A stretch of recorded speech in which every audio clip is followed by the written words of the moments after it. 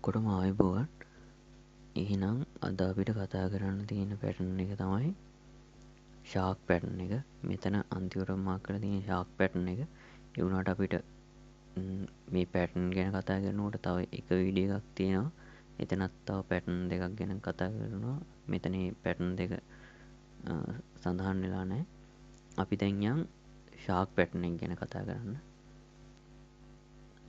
ෂාක් pattern එක ගත්තොත් එහෙම අනිත් ඒවාට වඩා වෙනස්.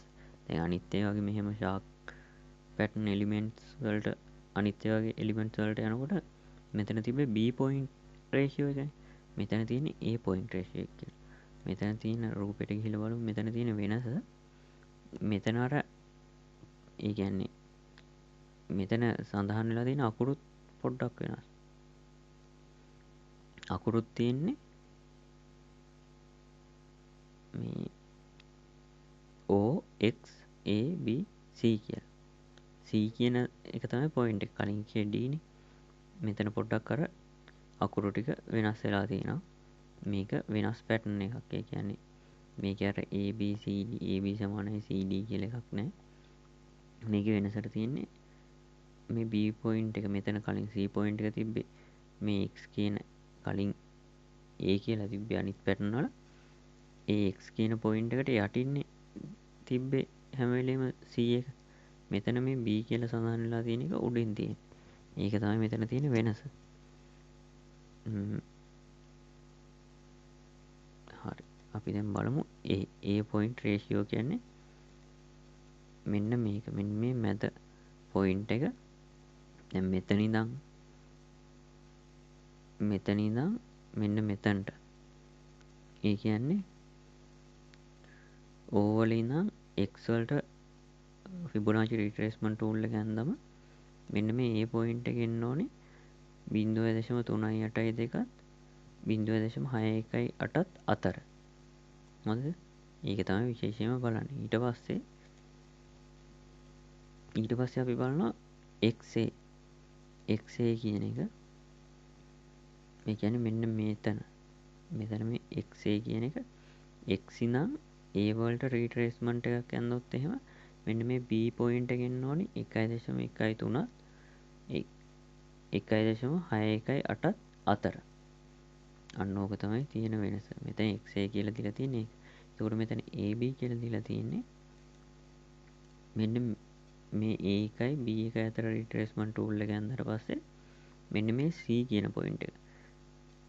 C කියන පොයින්ට් එක එන්නේ 1.61ත් 2.24ත් අතර තමයි එන්න ඕනේ. අන්න ඒක තමයි එතන තියෙන වෙනස. ඊට පස්සේ OB කියලා දීලා තියෙන එක 0.886 1.13ත් අතර. ඒ කියන්නේ මෙතන O ඉඳන් X නෙමෙයි රිට්‍රේස්මන්ට් ටූල් එක අඳින්නේ O ඉඳන් B ට. මෙතන OB කියලානේ සටහන් වෙලා තියෙන්නේ. එතකොට O ඉඳන් B ට රිට්‍රේස්මන්ට් ටූල් එක ඇන්දට පස්සේ මෙන්න මේ C පොයින්ට් එක එන්න පුළුවන් 0.886යි 1.13යි අතර.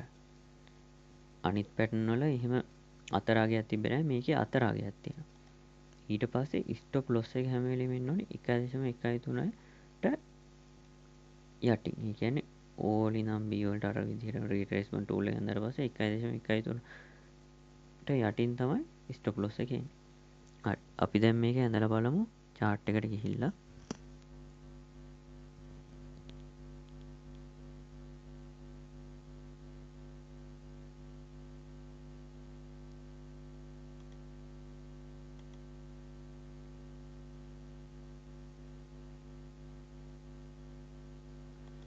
මේකත් M අකුරු 60යි එන්නේ.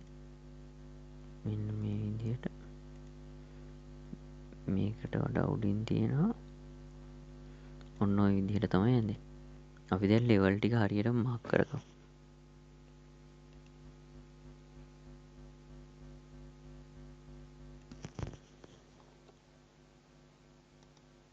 මෙන්න මේක එතකොට අපි හඳුන්වන්නේ අනිත් ඒවාට වඩා වෙනස්. O වලින් නම් X වලට O වලින් නම් X වලට රීට්‍රේස්මන්ට් ටූල් එක ගන්නවා.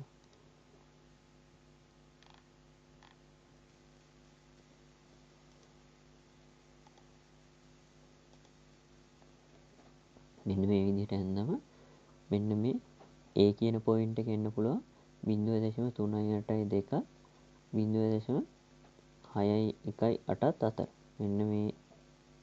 මෙන්න මේ අතර තමයි එන්න පුළුවන්. එතකොට අපි මෙතනින් මාක් කරගමු දැන්ට. ඊට පස්සේ අපිට මෙන්න මේ B පොයින්ට් එක ගන්න තියෙන්නේ. B පොයින්ට් එක එන්න පුළුවන් මෙන්න මේ x ඉඳන් Aට රිට්‍රේස්මන්ට් ටූල් එක ඇඳම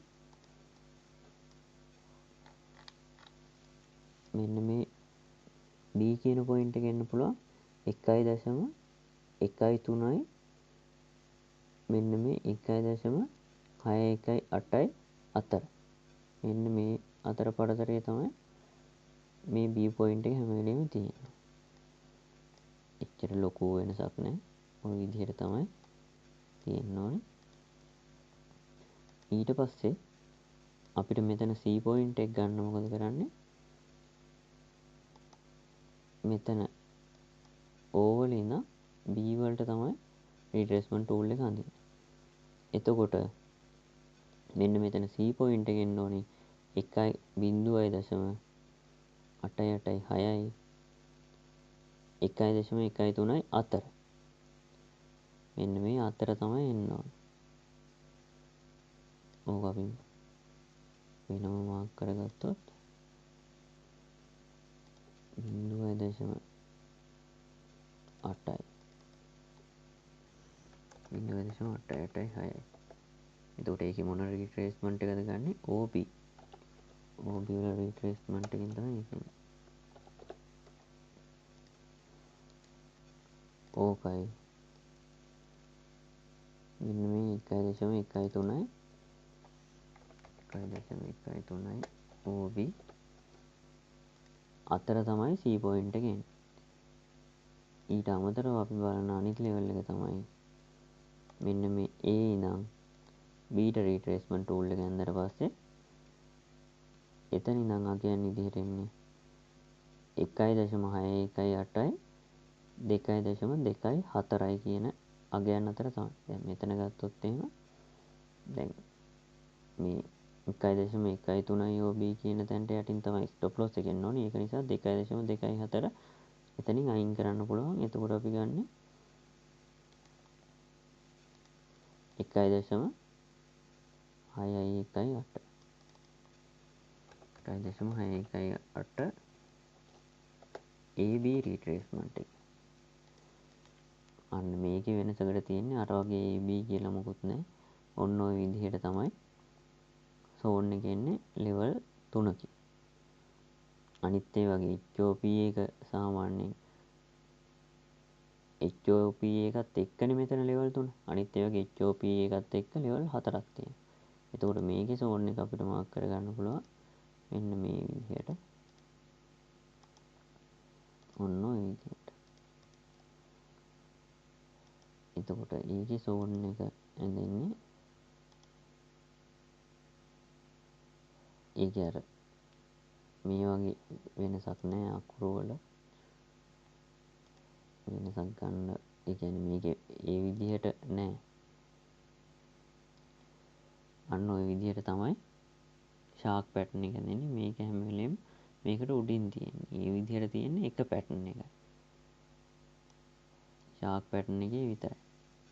තව සයිබර් පැටර්න් කියලා එකක් තියෙනවා. ඒක ගැන අපි මෙතන කතා ඒ කියන්නේ ඒක ගැන ලොකුවට කතා කරන්නේ නැහැ. ඒක වෙනම හොයාගත්ත පැටර්න් එකක්.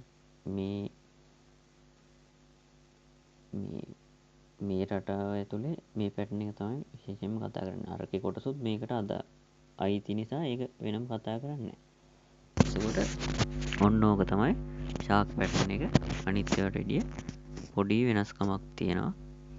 ඒකත් දැන් ඔය කට්ටියට ඇඳලා බලනකොට හුරු වෙනවා. අපි ප්‍රසන්ටේෂන් එකට යමු. මෙන්න මේ විදිහට ඇඳලා බලන්න. ඕකෙම දැන් බෙයාරිෂ් එක තියෙනවා. මේකේ ලොකු වෙනසකුත් නැහැ. අර මේ අකුරු ටික වෙනස් වෙලා තියෙනවා. ඊට පස්සේ මෙතනින් පොඩ්ඩක් උඩට ගිහිලා තියෙනවා. අනිත් ඒවා එම් අකුර හැදෙන්නේ වෙන විදිහකට. මෙතන W එකක් බෙයාරිෂ් පැටර්න් වල හැදෙන්නේ. එතකොට W එකක් හැදෙනකොට මේ කලින් හැදිච්ච එකට යටේට ගිහිල්ලා නැහැ. අනිත් ඒ වගේ අනිත් පැටර්න් වල ෂාක් පැටර්න් එකේ විතරයි එහෙම වෙලා තියෙන්නේ. ඒක තමයි වෙනසකට තියෙන්නේ.